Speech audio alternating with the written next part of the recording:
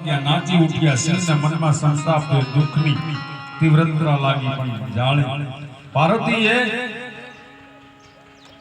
ખૂબ ક્રોધ ચડ્યો છે પાર્વતીની ક્રોધ અને ઓલોપાતમાં નખ કંપી ઉઠ્યા છે તેમની આંખમાં આંસુ હતા ક્રોધની લીલાઓમાં પણ હતા અને ક્લબ ઈચ્છા અને ભયંકર ક્રોધ થવા લાગ્યો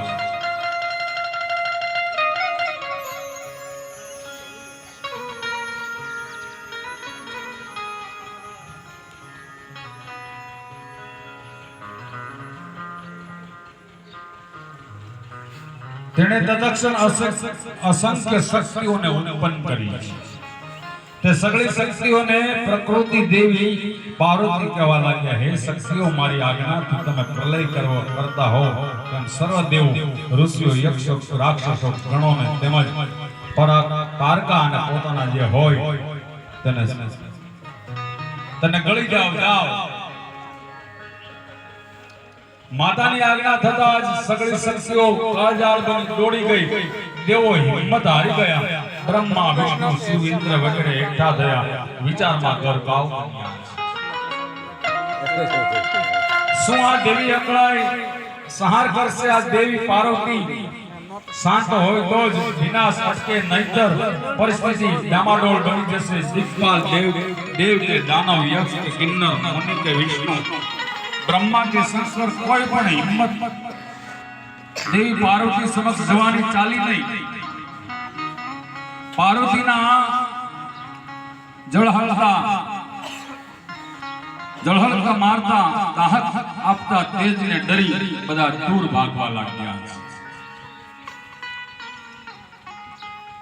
टेटाणे नारदजीए सलाह दीधी विचार करवा जेवुं नथी कोई पण शुं देवीने प्रसन्न करो देवोए उपरथी ऋषिओ तथा नारदने पार्वतीनी क्षमा मोकलावવાનું નક્કી કર્યું દેવો સાબદા થયા તો પાર્વતી પાસે આવીને પહોંચ્યા છે હે જગદંબા આપને નમસ્કાર હો आप कल्याणकारी ने नमस्कार हे जगदंबा सर्व सृष्टि ना तमे आदि शक्ति सो तमे पालन करनार नहीं प्रलय करनार पण आप छो तमे प्रसन्न थाओ शांत थाओ आपना क्रोध ने त्रणेय लोक गरकाव कर्यो आपने नमस्कार पार्वती एक शब्द सुधा बोलिया ने तेमना चेहरा पर अपार क्रोध तरतो હતો नेत्र झुकता था पुनः देव ऋषिओ कहे हे जगदंबा क्षमा करो क्षमा करो क्षमा करो तमाम स्वामी અહીં ઊભા થઈ ગયા તેમની સામે જો પરમેશ્વરી સર્વને અપરાધ આપા ક્ષમા કરો आप व्याकुल થયા છો માટે હે દેવી આપ હવે શાંત થઈ જાઓ બધા દેવતાઓ માં જગદંબાની સ્તુતિ કરવા લાગ્યા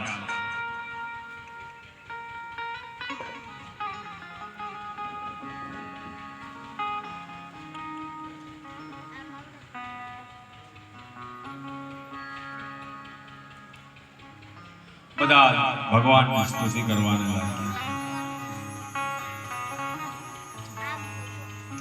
હે જગજનની हे जगदंबा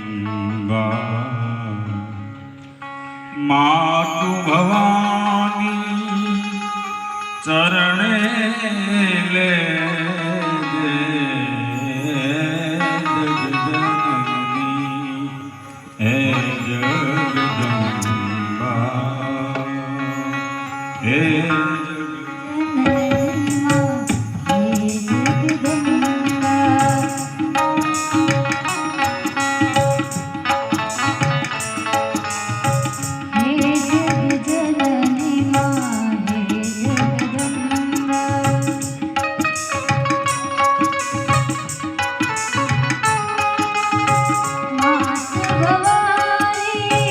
चरणे तुले दे हे जगजननी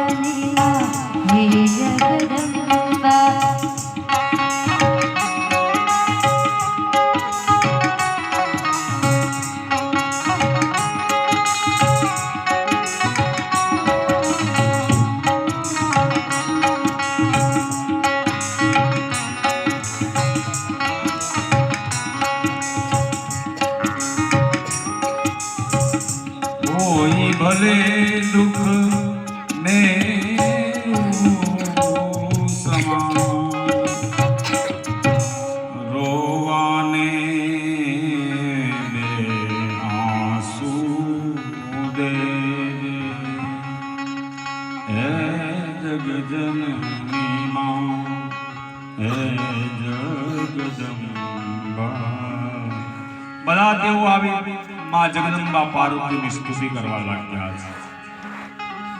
છે હે જગદંબા આપને નમસ્કાર હો आप कल्याणकारी ने नमस्कार को है जगदंबा सर्वे सृष्टि ना તમે આદ્ય શક્તિ છો તમે પાલન કરનાર અને પ્રલય કરનાર આપ છો પાર્વતી એક શબ્દ બોલ્યા ને દેવ ઋષિના મુનિની કરુણા ભરી સ્તુતિ સાંભળી દેવી શાંત બની ગયા છે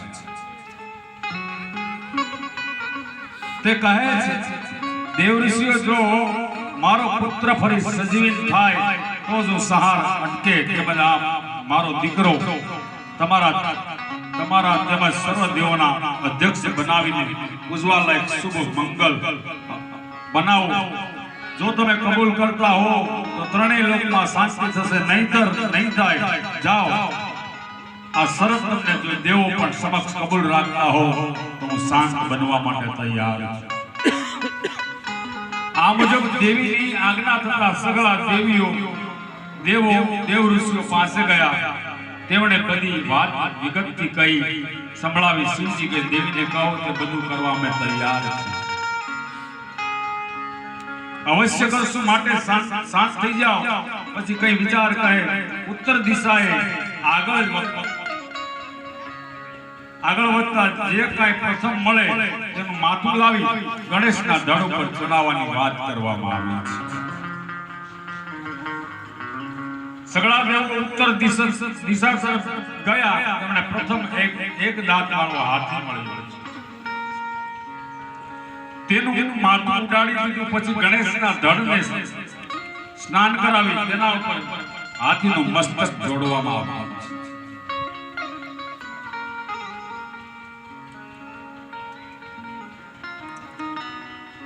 બ્રહ્મા વિષ્ણુ વગેરે દેવો પછી શિવની પ્રાર્થના કરવા લાગ્યા તમો જે તેજથી જમ્યા છે તેજ અહીં પ્રગટ થાઓ પછી વેદ મંત્રોના ઘોષ સાથે મંત્રોનું પાણી ગણેશજી શરીર ઉપર છાંટવામાં આવ્યું છે ભદ્રં કર્ણે ભીષ્ણુયામ દેવા ભદ્રં પશ્યેમાક્ષિરે રંગે તુષ્ટવાગો સસ્તનો ભિવસે મહિદેવહિતં જદાયુ વેદવંતરોનો ઘોષ થવા લાગ્યો છે મનોહર આકારવાળા સદા વાક્યશાળી પુત્ર બેઠા થયા તેથી જોઈ અને મુદ્રાવાળા મનોહર આકારવાળા સદભાગી પુત્ર બેઠા થયા તેને જોઈને આનંદ પામ્યા દેવ પાર્વતી સમક્ષ તેને રજૂ કર્યા દેવ પણ આનંદિત બન્યા છે દેવં સંશય સર્વર્ષિતં સમાહિતા જીવન્તુમ તદનંદાક્ષણ દેવી હૃદયસ્થ તદક્ષણ દેવી અંબિકાએ તે બાળકને બે હાથમાં ઉચકી લીધો અને તેને આનંદથી ભાવ વિભોર પછી તેને જાત જાતના વસ્ત્રો ધારણ કરાવવામાં આવ્યા છે ને કૃતજ્ઞ થયું હમણાં તારા મુખ પર સિંદૂર લગાડી દઉં તેથી સિંદૂર વડે પૂજાય જે કોઈ વ્યક્તિ પુષ્પ ચંદન સુગંધિત દ્રવ્યો નૈવેદ્ય તાંબૂલ આરતી નમસ્કાર વડે તારી પૂજા કરશે તેનો સર્વ સિદ્ધિ પામશે બાદ સર્વ દેવોએ મળી ગણેશને ગણોના અધિપતિ બનાવવામાં આવ્યા છે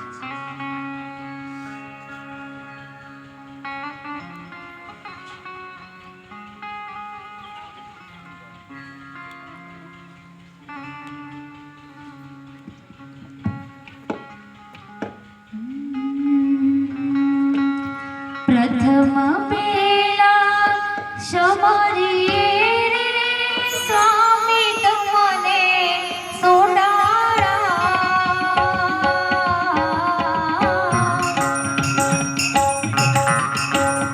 રીધિ સીધી નયંગે વાન મારા દેવતા મેરે કરો ને મહારાજ રે મેરે કરો ને મહારાજ રે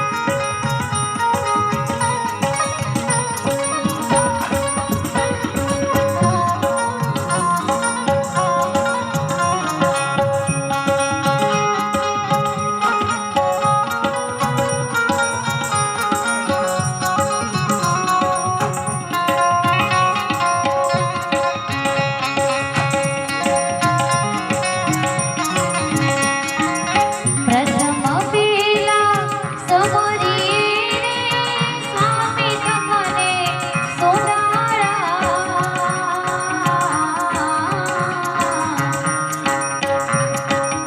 રીધી સીધી ના આગેવાન મારા દેવતા રીધી સીધી ના આગેવાન મારા દેવતા મેર કરો ને મહારાજ રે મેર કરો ને મહારાજ રે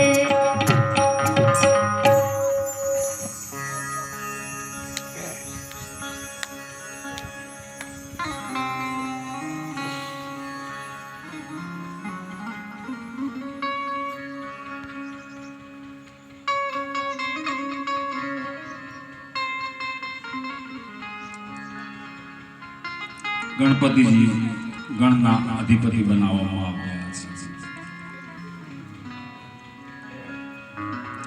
પછી દેવોએ આનંદમાં આવી શિવજીને પ્રસન્ન કર્યા તેમજ પાર્વતીને પાસે જઈ તેમના ખોળામાં ગણેશજીને બેસાડ્યા. શિવ ગણેશજીના માથે હાથ મૂક્યો, તેને ઘણા આશીર્વાદ આપ્યા છે. તેઓ કહે, આ મારો બીજો પુત્ર છે.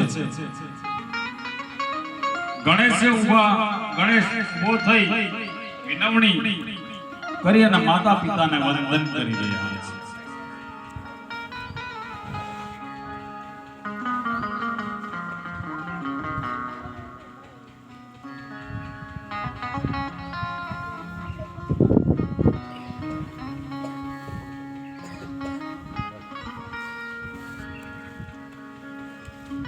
તેમના અનન્ય વિનયની પ્રભાવિત થયેલા ત્રિદેવોએ તેમને અનેક વર્ષો વરદાનો આપ્યા. તેઓ કહે, અમે ત્રણેય દેવો જગતમાં જેવા પૂજાઈએ છીએ તેવા જ ગણેશ પણ પૂજા. વિઘ્નોના હરનારા તેમજ ઈચ્છિત ફળ દેનારા ગણપતિની અગ્રે પૂજા કરવામાં આવશે. પછી અમારી પૂજા થશે. આમ કહી સર્વ દેવોના વતી ત્રિદેવે એમની શ્રદ્ધાથી પૂજન કરી તેમજ તેમને સર્વ ગણોના અધ્યક્ષ તરીકે જાહેર કર્યા. એ રીતે દેવી પાર્વતીને આપેલા વચન અહીંયા પૂર્ણ કરવામાં આવ્યું. શિવજીએ એ વખતે ગણોના અધ્યક્ષ ગણપતિ તમે ભાદરવા માસની વદ ચોથથી તિથિએ ચંદ્રોદય સમયે પર પાર્વતીના ચિત્તની પ્રગટ થયા છે. તેથી તે દિવસે અને તે સમયે તમારું વ્રત થશે. દુર્વા વડે તમારું પૂજન થશે. તમારી મૂર્તિની ધાતુની મૂર્તિ, પરવળની મૂર્તિ, માટીની મૂર્તિ, અગર ગગા આંકડાના મૂળમાંથી બનાવેલા સફેદ આંકડાની બનાવેલી તેમાં પ્રતિષ્ઠા કરી તમારું દિવ્ય ભાવ અને શ્રદ્ધાથી પૂજન થશે. ચોથની ચંદ્રોદય થાય ત્યારે તેનું પૂજન કરી બ્રાહ્મણને મિષ્ટાન જમાડી પોતે લવણ વિના એટલે કે મીઠા વગર ભોજન કરવું. આ મુજબ એક વર્ષ લગી વ્રત કરતા રહેવું. તમારી પૂજા દરેક લોકો શ્રદ્ધાથી કરી શકશે. સ્ત્રીઓ પણ તે કરી શકશે અને ભાઈઓ પણ કરી શકશે. સર્વ દેવોએ અને ઋષિમુનિઓએ જય જય જય જય શબ્દ થકી અનુમોદન કરવામાં આવ્યું. એ ટાણે દેવના દુદંબી નગારો વાગવા લાગ્યા, અપસરાઓ ઝૂમવા લાગી, નૃત્ય કરવા લાગી. આનંદ મંગલ સોમર સર્વાઈ ગયો. આકાશમાંથી પુષ્પની વૃષ્ટિ થવા લાગી. મોટો ઉત્સવ થયો. તેનું વાતાવરણ જામ્યું. સમગ્ર જગતમાં શાંતિ થવાઈ ગઈ.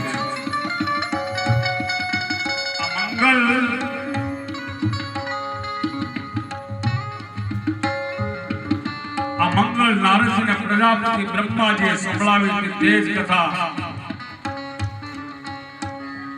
મુનિઓને સભામાં સુખજી કહી રહ્યા છે. હે સમજો સજ્જનો, હવે શું થશે તે સાંભળો. સદાશિવ અને પાર્વતીના પુત્રના સુખમાં મગ્ન થઈ ગયા છે. તેઓ અનેક રીતે લાડ લડાવ્યા અને બંને પુત્રો ભક્તિપૂર્વક માતા પિતાની સેવા કરી રહ્યા છે. બંને પુત્રો અંજવાળિયામાં ચંદ્ર વધે તેમ મોટા થવા લાગ્યા છે.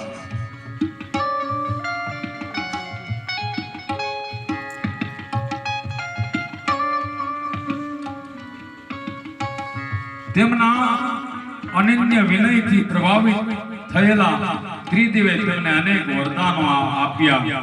તે કહે છે અમે ત્રણેય દેવો જગતમાં જેવા પૂજાય છે સેવા આપ પણ પૂજાશો. શિવજી તે વખતે કહે છે ગણોના અધ્યક્ષ ગણપતિ તમે ભાદરવા માસની વદ ચોથની તિથિએ તમારું પૂજન થશે. એક દિવસ ના ટાણે શિવજી અને પાર્વતી બેઠા હતા. તે વખતે તમને વિચાર આવ્યો કે પુત્રો હવે લગ્નને યોગ્ય થયા છે તો તેમના વિવાહ કરવા જોઈએ. બંને પુત્રોના વિવાહની અનુકૂળતા જાણી માતા પિતા પણ હર્ષ પામ્યા. પુત્રો પણ હું પહેલા પરણી વિવાદે ચડી જાય. એક વખતે માતાએ બંને દીકરાઓને પાસે બોલાવીને કહે છે તમને બંને પુત્રો અમારે મન સરખા છે, એમાં કોઈ ભેદ નથી. કોઈની ઉપર વધારે ભાવ હોય અને કોઈના ઉપર ઓછો ભાવ હોય એવું નથી. બંને તરફ સરખો ભાવ છે. તેથી કરી અમે એવા સંકલ્પ કરીએ કે જે પુત્ર આખી પૃથ્વીની પ્રદક્ષિણા કરી વહેલો આવશે તેનો શુભ વિવાહ પ્રથમ થશે. તેથી તમામ બંને પૃથ્વીની પ્રદક્ષિણા કરીને આવો. જે પહેલા આવશે એના વિવાહ પહેલા નક્કી કરવામાં આવશે.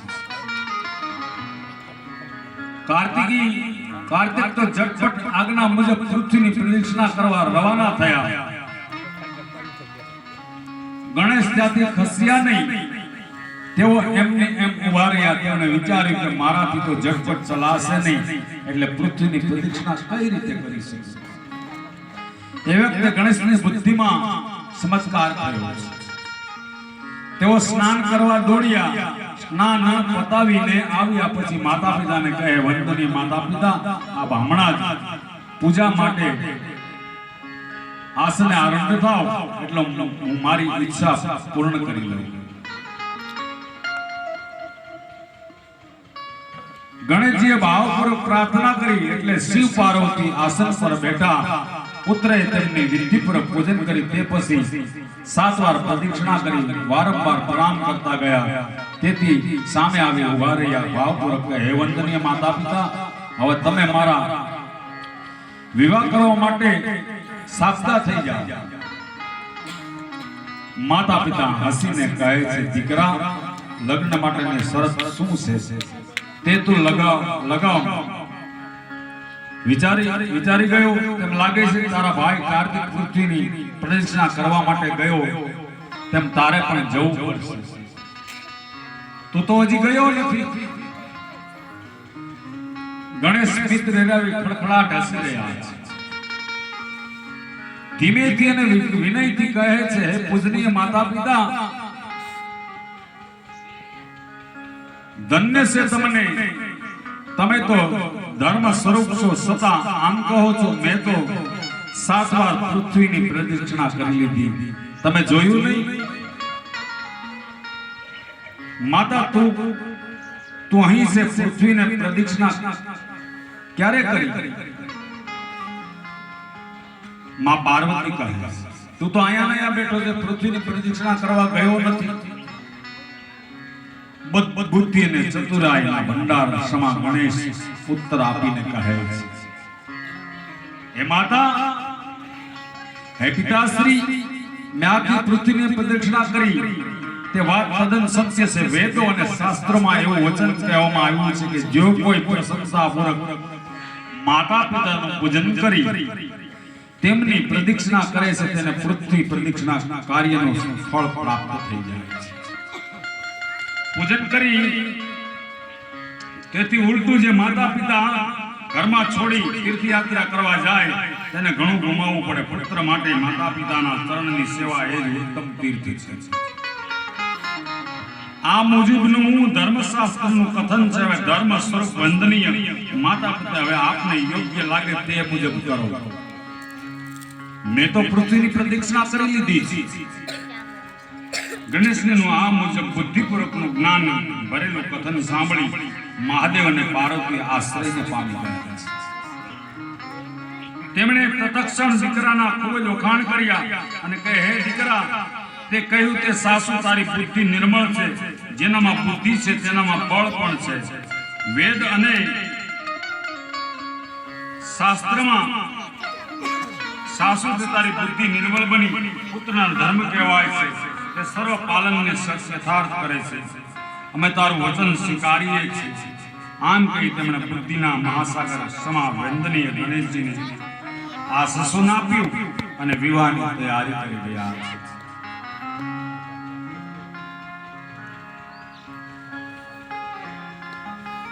તે ટાણે વિશ્વરૂપ નામે પ્રજાપતિ હતા. તેના બે સુંદર રૂપાળી દીકરીઓ હતી. તેમના નામ હતા રિદ્ધિ અને સિદ્ધિ અને બુદ્ધિ.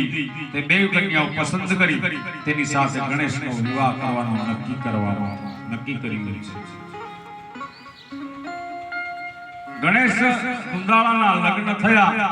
માતા પિતાને પણ આનંદ થયો. એકના બદલે તેને ત્યાં બબ્બે કન્યાઓ પરણીને આવી. સમય જતા સિદ્ધિને ત્યાં શ્યમ અને બુદ્ધિને ત્યાં લાભ નામે પુત્ર થયો. તેઓ દાદા દાદીના લાડમાં મોટા થવા લાગ્યા છે. આ બાજુ કાર્તિકજી પૃથ્વીની પ્રદક્ષિણા કરવા માટે ગયા છે.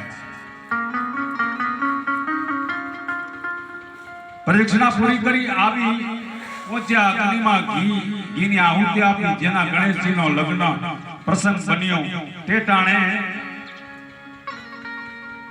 દેવ ઋષિ નારદજી પણ આવી પહોંચ્યા હતા. નારદજીને વિવાદ અને કજ્યા કરવાનું ઘણું ગમતું હતું, એટલે એમણે આ સ્થિતિ જોઈને મજાકની તક ઝડપી લીધી. નારદજી કાર્તિકને કહે, તમારા પિતાએ તમને ઘણો અન્યાય કર્યો છે. હું સત્ય બોલું છું.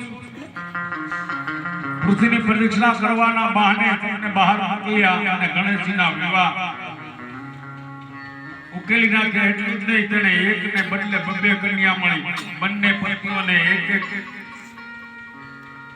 એક પુત્રને જન્મ આપ્યો છે. આમ તેઓ માતા પિતાની કૃપા મેળવી સુખરૂપ રહે છે. તમે ભોળા હતા, તેથી તમે પૃથ્વીની પ્રદક્ષિણા કરવા માટે ગયા છો. સમુદ્ર અને જંગલની વિકટ યાત્રા પણ કરી. તેનું તમને શું મળ્યું? મને તો આમાં પૂરેપૂરા પક્ષ દેખાઈ રહ્યો છે. શાસ્ત્રમાં નીતિ દર્શાવી કે જેવો આવું અનર્થકારી કાર્ય કરશે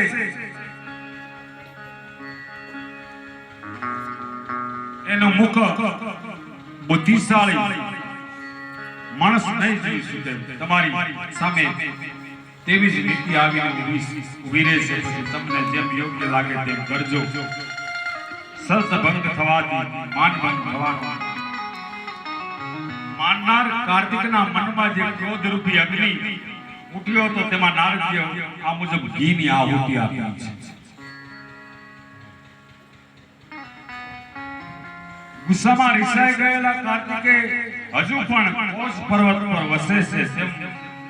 તેમજ યાત્રા દર્શનથી લોકોના પાપ દૂર કરે છે. કોષ પર્વત કર્ણાટકની અંદર આવેલા છે.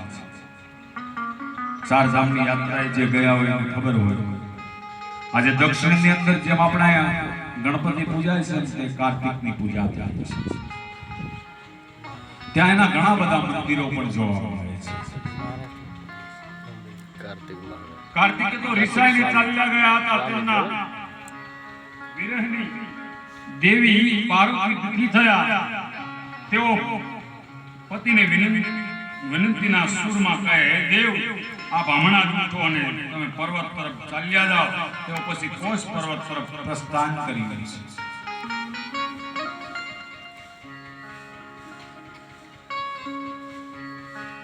હે સજ્જન સમજુ ભક્તો, માતા પિતાનું પૂજન અને સેવાનું મહત્વ અદર કર્યું છે અને મહત્વ આપનારું છે.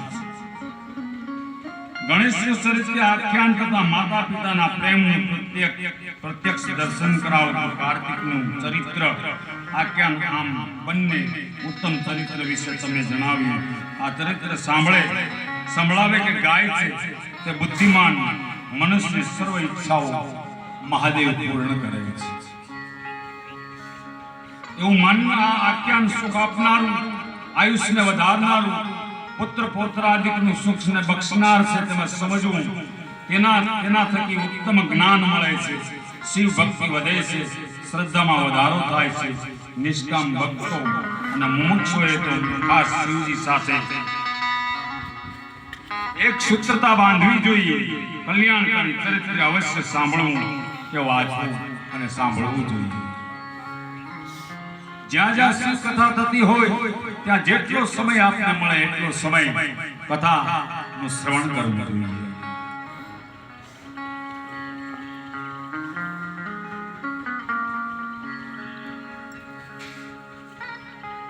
નાગેન્દ્રહારા યત્રિલોચનાયમ ભસ્મં ગરાગા યલિતસુધા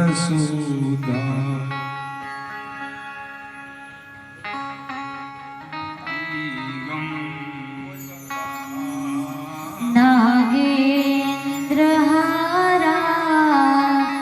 યતિલોચનાય ભસ્માંગરાગા મહેશ્વરાય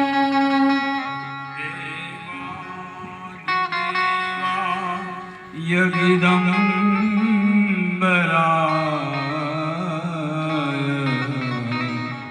તસ્મૈ નકારાય નમઃ શિવાય. શિવાય ગૌરી વદનાજ વૃંદ સૂર્યાય દક્ષ ધરનાશકાય શ્રીનીલકંઠા યવૃષધ્વજાય તસ્મૈ શિકારાય નમઃ શિવાય. તસ્મૈ શિકારાય નમઃ શિવાય. વશિષ્ઠકુંભોદ્ભવગોતમાય મુનીન્દ્રદેવા ચિત્તશેખરાય ચંડાકવેશ્વર નરલોચનાય તસ્મૈવકારાય નમઃ શિવાય. તસ્મૈવકારાય નમઃ શિવાય. યક્ષ્મસ્વરૂપાય જટાધરાય પીનાકહસ્તાય સનાતનાય દિવ્યાય દેવાય દિગંબરાય તસ્મૈયકારાય નમઃ શિવાય. તસ્મૈયકારાય નમઃ શિવાય. ભગવાન મહાદેવજી જ્ઞાનના ભંડાર છે.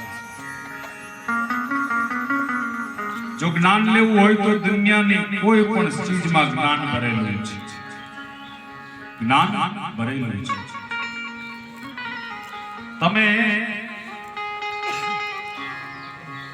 બધા આમાં ગૌડિયાઓ જાજા બેઠા છે એટલા માટે ચોકઠાબાજી રમેલા છે. ચોપાટ કેટલા રમા ઊંચી આંખી કરો છો દાદા? રેમા છે આમાંથી કોઈ? પેલા ચોપાટ બહુ રમતા હતા આપણા ગૌડિયા. એમાં પણ એક નામનો ભંડાર બતાવવામાં આવ્યો છે. સંતોએ વિચાર કર્યો કે ચોપાટ જીવનમાં કેટલું ગુડ રહસ્ય ચાલી રહ્યું છે.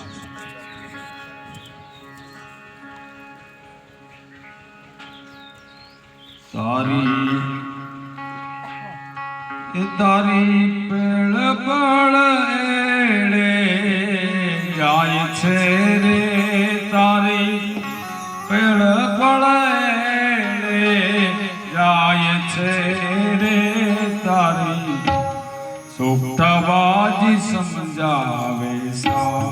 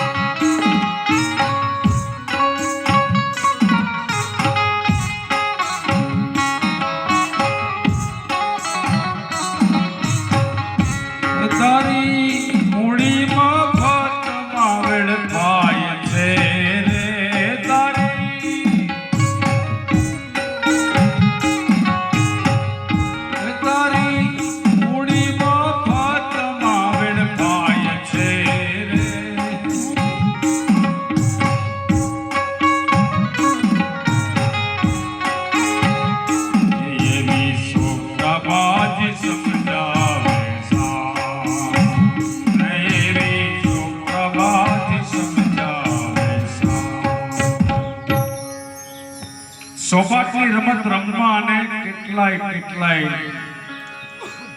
રાતના ઉજાગરો કરતા. કઈ કેટલી ટૂંકી કુકરીઓ ફેંકવામાં આવતી હતી, કેટલાય તોડ કરવામાં આવતા હતા. અંતે તો વિચાર કર્યો કે એના પર શું કહેવાય છે. કહેવાનું તાત્પર્ય એમ છે, તમને એમ થશે કે દાદા શિવ કથા કરતા કરતા ચોપાટબાજી કેમ લઈ, પણ જ્ઞાન તમે જ્યાં નજર નાખો ને ત્યાં જ્ઞાન મળી છે. મારી નજર જ્યાં જ્યાં ફરે યાદી ફરી છે આપની, જ્યાં જ્યાં મારી નજર ફરે યાદી ભરી છે આપની. પણ આપણી બુદ્ધિ અને અંતરદ્રષ્ટિ એવી હોવી જોઈએ તો ગમે ત્યાંથી જ્ઞાનની પ્રાપ્તિ થઈ જાય છે. ચોપાટનો તમે વિચારે છે ચોપાટ એટલે તત્વસ્કણ સમજે નહીં તો મારું આ બધું એમને એમ કેળે જઈ જશે, મુંબરાળા વ્યર્થ જશે, એ જૂઠા. એક વાત કરું, રાત્રે 12 વાગે એક ગરદણીએ બૂમ પાડી, એને કપાટે બહાર કાઢવો હતો ઘરમાંથી, અને બારણાની વચમાં અટવાઈ ગયો છે. પછી એ બૂમો પાડે છે, કોઈ છે? એવામાં પોલીસ હોરન કરતો આવી પડ્યો અને મારી માંથી બોલાવ્યો, મને મદદ કરો ને ભાઈ. પોલીસ આવે ને બંને જણાને 2 કલાક સુધી ખૂબ જ મહેનત કરી. પોલીસ ગયો આ કબાટ અંદર નહીં આવે. પેલો ભાઈ કહે છે તું અંદર ધક્કો મારે છે, મારે એને બહાર કાઢવો છે. 2 કલાક પછી પેલો બોલે છે કે અંદર નહીં જાય, આવું નહીં થાય. ગુજરાત સૌરાષ્ટ્રના માણસને ખબર હોય છે કે ચોપાટની અંદર શું હોય છે. આપણે સમજી લઈએ એટલે આધ્યાત્મિક પ્રસંગ બતાવવામાં આવ્યો છે. ચારે બાજુ 4 યુદ્ધ વચ્ચે હરિનું ધામ, ચોપાટના 4 પરતાઓ બતાવવામાં આવ્યા છે. જીવાત્માને પ્રભુ 5 પહોંચવાની આમ છે. જીવાત્માને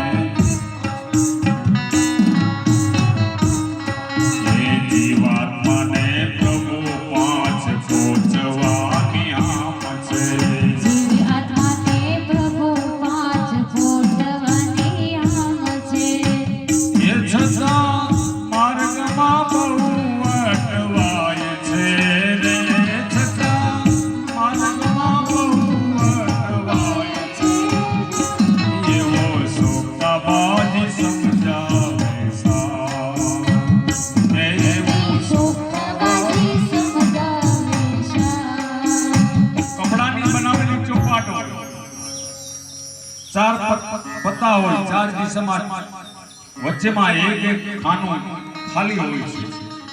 જ્યાં ચોખ્ખું પાકીને જાય ને એક ખાલી ખાનામાં જાય એટલે પાકી જાય છે.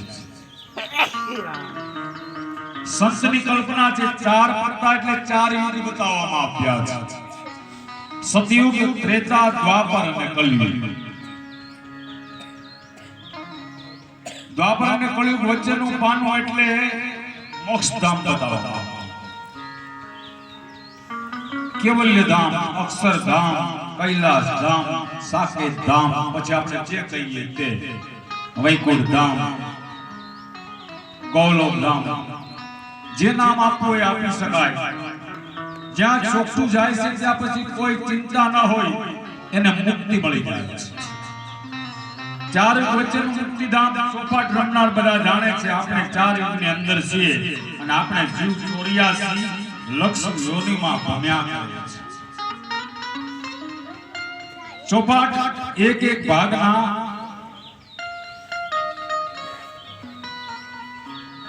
ભાગના ખાના ગણો ને તો એક પત્તાની અંદર 3 ટનની 8 લાઈન છે. એટલે એક બાજુ 24 થયા, ચાર બાજુ એટલે 24 ચોખ્ખું 96. સંત લખે છે 24 ખાનાઓ એમાં થઈ જાય છે. 24 ખાનાઓ એમાં થઈ જાય છે. 24 ખાનાઓ એમાં થઈ જાય છે. 24 ખાનાઓ એમાં થઈ જાય છે. ચોકડીના 12 બાદ એમાંથી થાય છે. ચોકડીના 12 બાદ એમાં થઈ જાય છે. ચોકડીના 12 બાદ એમાંથી થાય છે. ચોકડીના 12 બાદ એમાંથી થાય છે. એ તો લક્ષ 84 માં જાય છે. એ તો લક્ષ 84 માં જાય છે. રે એવી સોગતાબાજી સમજાવે સા. મોયેલી જગતબાજ સમજાવે શા.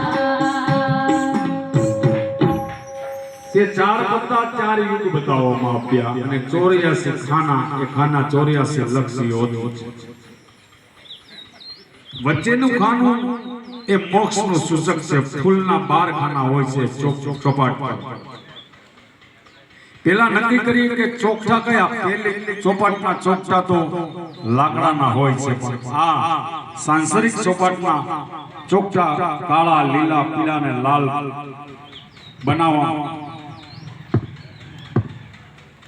બનાવનારો ભગવાન છે.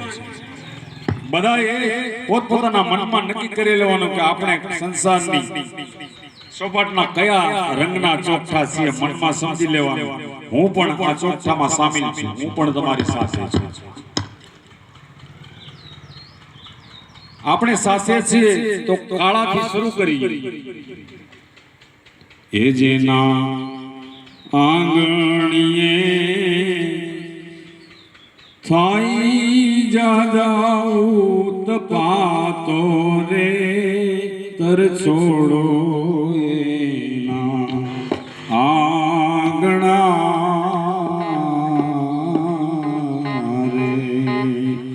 જેના ઘરે આંગણામાં સત્કર્મ થતું ન હોય, બધાને દ્રોહ દીધો હોય, જેના જીવનમાં કપિલતા અને કાળું દેખાય એ કાળા ચોકઠા જાણવા. નૂર લઈને પૈસા લઈ લે ને ભરદરિયા વાહનને ઝુકાવી દે. સંતોએ છોડે નહીં, એમના પણ ચિત્રો જોયા છે. આ બધા કાળા ચોકઠા કહેવાય.